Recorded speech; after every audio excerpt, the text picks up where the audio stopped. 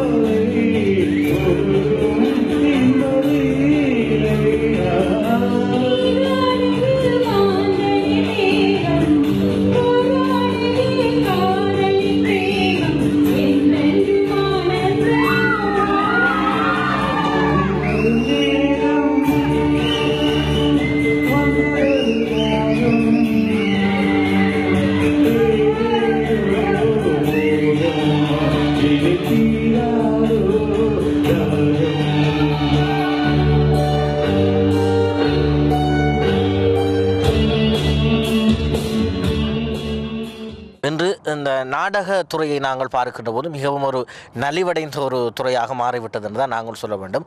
அதுவும் புலம்பெயர் தேசத்திலே மிகவும் குறைவாக இருக்கின்றது. நீங்கள் பல புலம்பெயர் தேசத்திற்கு சென்றிருக்கிறீர்கள், இந்த நாடகங்களை நிகழ்த்தியிருக்கிறீர்கள். புலம்பெயர் தேசம் மத்தியில் மக்களிடத்திலே எந்த அளவுக்கு இந்த நாடகத்துறை செல்வாக்கு பெற்றிருக்கிறது?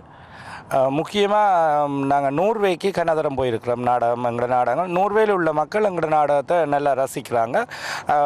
ஆனால் நாங்கள் ஒரு 15 வருஷத்துக்கு முதல் எங்களுக்கு இருந்த மதிப்பை விட இப்போ எங்களையில் நாடக நடிகர் மாதிரி கூட மதிக்கிறாங்க. எல்லாரையும் ஒரு சினிமா ஆக்டர்ஸை பார்த்த மாதிரி பார்க்கினோம். நல்ல வரவேற்பு வழங்கினோம். அதே நேரம் வேறு நாட்டுக்காரரும் கூடுதலாக அப்படி தான். நான் ஸ்பெஷலாக நோர்வேயை தான் சொல்கிறேன். என்னடா கனதரம் எங்களை ஸ்பான்சர் பண்ணி கூப்பிட்டு எங்களுக்கு நல்ல சலுகை செய்திருக்கிறாங்க. இப்பொழுது நாங்கள் பார்க்கணும், நீங்கள் கிட்டத்தட்ட பல வருடங்களாக இந்த நகைச்சுவை நாடகங்களை அரங்கேற்றம் செய்து வருகின்றீர்கள். ஆனால் ஒரு சமீப காலத்தில் நீங்கள் ஒரு பிரபலமாக பேசப்படுகிறீர்கள் எல்லா இடங்களிலும். அதற்கு என்ன காரணம் என்று சொல்லி நீங்கள் நினைக்கிறீர்கள்? அதை நான் சொல்கிறத விட ஆக்கள் சொன்ன விஷயத்தை தான் சொல்கிறேன். என்னடா நான் கூடுதலாக மற்ற கலைஞர்கள் எல்லாரையும் முன்னுக்கு கொண்டு வரணும். நிறைய இலைமறைகாயாக நிறைய கலைஞர்கள் இருக்கிறாங்க. அவைகளுக்கு ஒரு மேடை கிடைக்கிற இல்லை. நாங்கள் ஒரு 15 வருஷத்துக்கு முதல் நாங்கள் அப்படி கஷ்டப்பட்டுனாங்க. நாங்களே போய் கதிரை எல்லாம் அடுக்கி அவங்களுக்கு டிக்கெட் எல்லாம் விற்று கொடுத்தா தான் எங்களை நாடகம் நடிக்க முடிவினோம். அப்படி ஒரு சூழ்நிலை இருந்தது. அப்போ அந்த சூழ்நிலையை தவிர்க்கிறதுக்காண்டி நான் அந்த தேடி எந்த ஊரில் யார் கலைஞர்கள் இருக்கிறாங்கன்னு தேடி அவையில் கொண்டு வந்து ஒரு மேடை அவையில் கொடுக்க வேணுமெண்டு. அப்போ நான் இந்த கிட்டத்தில் ஒரு பெரிய ஒரு நிகழ்ச்சி செய்த நாங்கள் கார்த்திகை 7 நாங்கள் ஒரு 400 பேரை எதிர்பார்த்து நிகழ்ச்சி செய்த நாங்கள் அந்த நிகழ்ச்சிக்கு 800 பேர் வந்திருந்தாங்க. அந்த நிகழ்ச்சிக்கு பிறகுதான் ஆக்களுக்கு விளங்கி கொண்டது திடீர் நாடகமன்றம் இப்படி மற்றவையையும் முன்னேற்றத்துக்கு ஒரு தளமாக இருக்குது. இப்பொழுது நாடகம் என்று வருகின்ற போது சிறு வயதிலே நாங்கள் பாடசாலைகள் ஆக இருக்கட்டும் அல்லது அதற்கு பிற்பட்ட காலத்தில் ஆகட்டும் நாடகங்கள் நடிக்கின்ற போது ஒரே நாடகம் என்று சொல்லி இவன் தெரிகிறான்னு சொல்லி இப்போ நிறைய எதிர்ப்புகள் எல்லாம் வந்திருக்கும். அப்படி சிறு வயதில் நீங்கள் சந்தித்த எதிர்ப்புகள் என்ன, அதையெல்லாம் எப்படி சமாளித்து இந்த துறையிலே ஆர்வமாக இருந்தீர்கள்? ஒரு புறம் எதிர்ப்பாக இருந்தாலும் இன்னொரு புறம் உங்களுக்கு ஆதரவான ஒரு குரலும் இருந்திருக்கும், நண்பர்கள் மட்டத்தில் ஆதரவு இருந்திருக்கும், நீ நல்லா நடிக்கிற மச்சான் எல்லாம் சொல்லியிருப்பார்கள். அப்படி உங்களுடைய சிறு வயது நினைவுகளை பகிர்ந்து கொள்ளுங்க. அது கொஞ்சம் சில நகைச்சுவையாக இருக்கும். என்னென்னு சொன்னால் உண்மையில் இந்த தந்தையார் ஒரு பிரபல நாடக நடிகர். அவர் ஒரு 50 வருஷம் நாடகத்தில் தொடர்ந்து நடித்தபடியாக அருள் பிரகாசம் என்று அவரை திருமறை கலாமன்றம் ஒரு பொன் விழா செய்தது. அப்போ அவருக்கு எனக்கு எதிர்ப்பு இல்லை, அவருக்கு தான் எதிர்ப்பு. எங்கள் அம்மா அவரை நாடகம் நடிக்கவே விட மாட்டான். இந்த மனுஷன் நாடகம் விட்டு திரிஞ்சு குடும்பமே குலையுதுன்னு சொல்லி. அப்போ அதால் எனக்கு நாடகத்துக்குள்ளே நுழையவே எனக்கு பயம். அம்மா சண்டைக்கு வருவாவோ என்று. அப்போ நான் நாடகத்தை பற்றியே திங்க் பண்ணல. எனக்கு 17 வயசில் 16+ அதில் ஒரு நாடகம் அப்பாவோடு சேர்ந்து ஸ்ரீ கற்ப விநாயகர் கோயில் என்ற இடத்துல போய் ஒரு நாடகம் நடித்து நாங்கள் அதில் என்ன திடீரென்று கொண்டு போய் போட்டோம். அதுவும் திடீர் தான், திடீரென்று கொண்டு போட்டவர். அதில் அம்மாவே சொன்னால் நீ அப்பாவை கலக்கி விட்டாய், அப்பாவை மிஞ்சி விட்டாய். எல்லாருமே சொன்னாங்க நல்ல சிறப்பாக நடிச்சிருக்கிறேன். அதான் ஃபர்ஸ்ட் ஸ்டேஜ் எனக்கு. நான் அதுக்கு முதல் சின்ன பிள்ளையா ஈவன் இந்த பாபா பிளாக்ஸி கூட மேடையில் ஏறினது கிடையாது. அதுதான் எனக்கு ஃபர்ஸ்ட். நானே இது எனக்கே ஆச்சரியமா அப்படி நான் கொஞ்சம் நகைச்சுவையாக நடிப்பனாக்கும் என்ற ஒரு ஃபீலிங் வந்தால் அதுக்கு பிறகு தொடர்ந்து நானாகவே இயக்கி நடிக்க தொடங்கிட்டேன். உங்களுடைய வாழ்க்கையிலே நாடகங்கள் மட்டும்தான் திடீரென்று நடக்கிறதா அல்லது வாழ்க்கையில் ஏனைய சம்பவங்களும் திடீரென்று நடக்கின்றதா? விஷயம் திடீரென்று நடக்குது, எல்லாம் பப்ளிக்காக சொல்லலாது. உண்மைதான். சில ரகசியங்களும் இருக்கத்தான் பண்ணும் வாழ்க்கையில், அப்பொழுதுதான் சுவாரஸ்யமாக செல்லும். நாங்கள் பார்க்கின்ற போது இந்த கிட்டத்தட்ட இப்பொழுது அண்மையிலே 7 கலைஞர்களை நீங்கள் கௌரவித்து ஒரு மிகவும் பிரமாண்டமான ஒரு நிகழ்ச்சியை நடத்தி இருக்கின்றீர்கள்.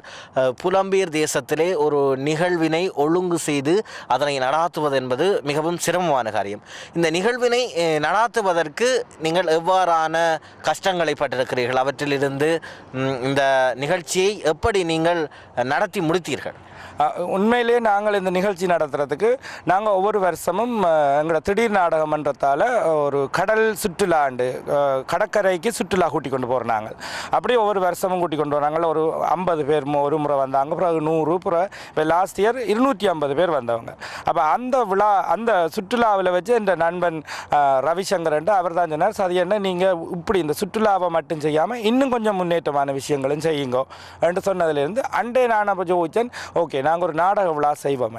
நாடக விழா செய்ய ஆக்கள் எல்லாம் சொன்னாங்க, உனக்கு இப்போ நீ குடும்பத்தை விட்டுட்டு இந்த நாடக விழா செய்து கொண்டு என்ன செய்ய போகிற, காசுக்கு என்ன செய்வாயண்டு. அப்போ நான் உண்மையில் யோசித்தேன். நான் ஆனால் அந்த நாடக விழாவுக்கு நான் ஒரு 1 பவுண்ட் கூட இந்த கையால் நான் செலவழிக்க எங்களோட மக்கள் விட இல்லை. முழு பணமும் எங்களோட மக்கள் காசு தான். எல்லாரும் வீடு தேடி கொண்டு வந்து காசு தந்து எல்லா, அதாவது சாப்பாடோ ட்ரிங்க்கோ மேடை அலங்காரம் சவுண்டோ எல்லாம் மக்களே செய்தாங்க. கிட்டத்தட்ட மக்கள் ஒரு நிகழ்ச்சி செய்கிறதுக்கு ஒரு 10,000 பவுண்ட்ஸ் முடிஞ்சிருக்குமெண்டா அவ்வளவுமே மக்கள் தான் தந்தது. நிச்சயமாக ஒரு நல்ல ஒரு தகவலை சொல்லியிருக்கிறீர்கள். இன்றைய கலைஞர்கள், அதுவும் வளர்ந்து வருகின்ற இளம் கலைஞர்கள் நினைக்கிறார்கள், எங்களுக்கு மக்கள் மத்தியில் ஆதரவில்லை, சரியான வழியிலே மக்கள் எங்களுக்கு ஆதரவு தருகிறார்கள் இல்லை என்று அங்கலாய்க்கிறார்கள். மக்கள் மத்தியிலே அவர்கள் தங்களுடைய கலை பயணத்தை நல்ல முறையிலே கொண்டு சேர்க்கின்ற போது மக்கள் அதற்கு முழு ஆதரவையும் தருவார்கள் என்ற ஒரு சமிஞ்சையை நீங்கள் இந்த நிகழ்வினூடாக காட்டியிருக்கிறீர்கள் இல்லையா? உண்மை. நான் நினைக்கிறேன் முந்தி வந்த காலங்களில் ஆக்கள் இப்படி ட்ரை பண்ணாமல் இருந்திருக்கிறாங்களோ தெரியல. இப்படி நாங்கள் நிகழ்ச்சி செய்தால் ஆக்கள் ஆதரவு தரவினமோ தெரியாது. என்னென்னா நான் ஒரு அட்வர்ட் போட்டேன் நான் ஃபேஸ்புக்கில், நாங்கள் இன்னும் 2 மாதத்தால் இந்த நிகழ்ச்சி செய்கிறவன்ற 7:30 மணிக்கு அட்வர்ட் போட்டேன். நான் சரியாக 9:30 மணிக்கு இந்த வீட்டு கதவை ஒரு ஆள் தட்டுது, ஒரு லேடி வந்து தட்டி ஒரு என்வெலப்பில் ஒரு கொஞ்சம் காசு போட்டு, சரி என்ன இந்த காசை வச்சுருங்க உங்களோட நாடகமன்றத்துக்கு விழாவுக்கு. அது உண்மையில் அதுதான் எனக்கு மிச்ச ஆக்கள் எல்லாரும் கொண்டு வந்த ஆரத்துக்கு முதலே அதே எனக்கு காணும் மாதிரி இருந்தது. பார்த்துக்கோடா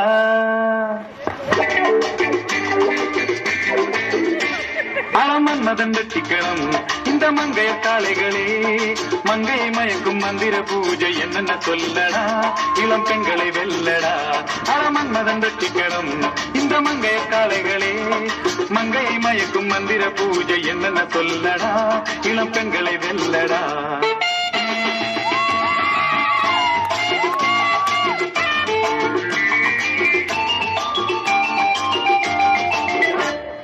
மாடி வீட்டு லலிதா மயங்கி நின்ன அழகா, கோடி வீட்டு கீதா குலுங்கிக்கிட்டே சிரிச்சா, கோவலம் கண்ட அந்த கால மாதவி, நான் கேவலம் என்பேன் உந்தன் முன்னே மாலதி, எத்தில் ஊற வைக்கும் பாதுஷா எங்க வைக்கும் என்னுஷா, அட நிம்மிய கண்டா கும்மி அடிப்பேன், ரம்மிய கண்டு வெம்பி வெடிப்பேன், அட நிம்மிய கண்டா கும்மி அடிப்பேன், ரம்மியம் கண்டு வெம்பி வெடிப்பேன்.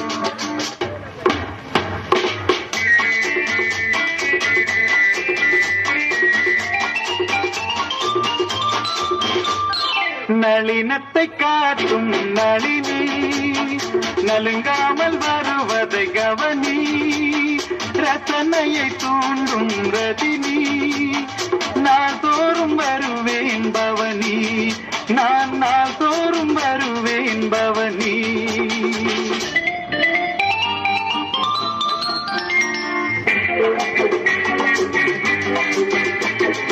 கவிதையிலே வாழ்ந்து வரும் கவிதா, என் ராகத்திலே மயங்கி வாடிராதா, கவிதையிலே வாழ்ந்து வரும் கவிதா, என் ராகத்திலே மயங்கி வாடிராதா, தர பக்கத்து வீட்டு பைங்கில் என் சொர்க்கத்தை காட்டும் சுந்தரி, தர பக்கத்து வீட்டு பைங்கில் என் சொர்க்கத்தை காட்டும் சுந்தரி.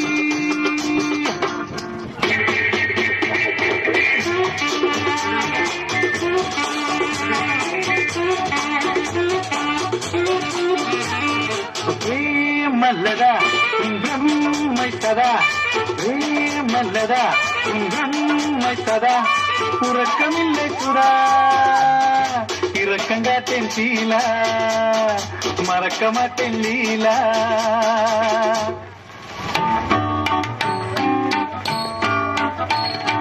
நீலாம்பரி ராகம் உனக்காக நீலா. சொல்லாமல் போவாயோ என் கலா நீலாம்பரி ராகம் உனக்காக நீலா ஒன்றும் சொல்லாமல் போவாயோ என் கலா அடக்கலா சந்திக்க துடிக்கும் சாந்தி நிந்திக்க நினைப்பாள் ஜெயந்தி இடையில் கிடைத்தாள் வசந்தி நான் எவளிடம் போவேன் மயங்கி நான் எவளிடம் போவேன் மயங்கி நான் எவளிடம் போவேன் மயங்கி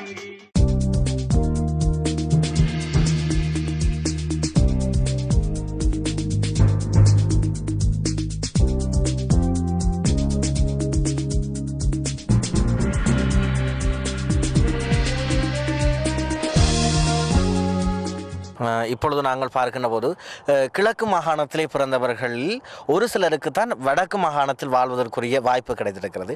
அதே போலத்தான் வடக்கு மாகாணத்தில் பிறந்த ஒரு சிலருக்கு தான் கிழக்கு மாகாணத்தில் வாழ்வதற்குரிய வாய்ப்பு கிடைத்திருக்கிறது. அந்த வகையிலே நீங்களும் அப்படிப்பட்டவர்கள் என்று நான் அறிந்திருக்கின்றேன். இந்த இரண்டு மாகாணங்களினுடைய தன்மைகள் எப்படி இருக்கிறது? அங்கு ஒவ்வொரு விதமான நாடகத்துறையிலும் கூட பலவிதமான மாற்றங்கள் இருக்கிறது, பேச்சு வழக்கில் கூட பலவிதமான மாற்றங்கள் இருக்கிறது. அது பற்றி நேயர்களுக்கு பயந்து கொள்ளுங்கள். அதை சுருக்கமாக சொல்கிறதா இருந்தால் இப்போ வடக்கில் வந்து கூடுதலாக நாடகங்கள் எல்லாம் பாடமாக்கி செய்கிற மாதிரி தான் நாடகங்கள் அமைஞ்சிருக்குது. நான் பார்த்த வரையில் நான் சின்ன வயதிலேயே ஒரு 5 வயதிலேருந்து நான் பர்டிகுலரில் இருந்தேன். நான் அங்கே வந்து கூடுதலாக மேடையில் வந்து தான் நாடகங்கள் செய்வாங்க. எல்லாம் நல்ல தரமாகவும் நச்சுவாயாகவும் இருக்கும். அதுலேருந்து தான் எனக்கு இந்த பழக்கம் வந்தது வரையா. நாங்களும் மேடையில் வச்சு தான் நாடகமே தயாரிப்போம். கன நிகழ்ச்சி அப்படி செய்திருக்கிறோம். கிட்டத்தட்ட கூட நோர்வேயில் வச்சு நாங்கள் மேடையில் ஏறி இருக்கோம். ஜெசிகா கனடாவிலேருந்து அந்த பாட்டுக்காரர் ஜெசிகாவோட ஒரு நிகழ்ச்சி இருந்தது. அதில் மேடைக்கு போகைக்குள்ள ஒரு ஆள் ஆடியன்ஸ் சொன்னார், அண்ணன் இந்த செல்ஃபி படம் எடுக்கிற ஆக்களுக்கு ஒரு நக்கல் அடித்து இதில் போடுங்கோண்டு. உடனே நாங்கள் அந்த மேடைக்கு ஏறின உடனே அதை பற்றி கதைச்சினாங்க. அது அந்த நாடகத்திலே இனி இல்லைன்ற வரவேற்பாக இருந்தது. அப்போ அது எனக்கே பெருமை, நான் இவ்வளவு க்ரியேட் பண்ணுவேனோண்டு இருந்தது. செல்ஃபியில் ஆம்பளை பொம்பளை பார்க்காம எல்லோரும் சேர்ந்து படம் எடுக்கிற விஷயம் வந்து பிழை என்ற மாதிரி சொல்லி, ஆனால் நாங்கள் பிழை என்று சொல்லலை, அப்படியே நடக்குதுன்னு சொன்னாங்க. அந்த க்ரியேட்டிவ் வந்து பர்டிகுலரில் கூட. அடுத்து இந்த பேச்சு மொழிகளில் கூட வித்தியாசம் இருக்கிறது. வடக்கு ஒரு மாதிரியான தமிழ் மொழியில் பேசுவார்கள், கிழக்கில் ஒரு மாதிரியான தமிழ் மொழி பேசுவார்கள். கிழக்கு தமிழ் சற்று வித்தியாசமாக இருக்கும். சில வேளைகளிலே அது ரசிக்க வேண்டும் என்று கூட சிலர் எண்ணியதுண்டு. நீங்கள் அப்படி தமிழில் ஒரு சில வசனங்கள் பேசி காட்டுங்களேன். எனக்கு நீங்கள் திடீரென்று கேட்கக்குள்ள எனக்கு கொஞ்சம் கஷ்டமாக தான் இருக்கு. ஆனால் நீங்கள் கேட்குறீங்க, நீ கதைக்காம விட்டாலும் நீங்கள் குறை நெப்பியல் அதுதான் கதைக்கிறது. இப்படி தான் பர்டிகுலராக கதைப்போம். மிகவும் அழகாக பேசியிருக்கிறீர்கள்.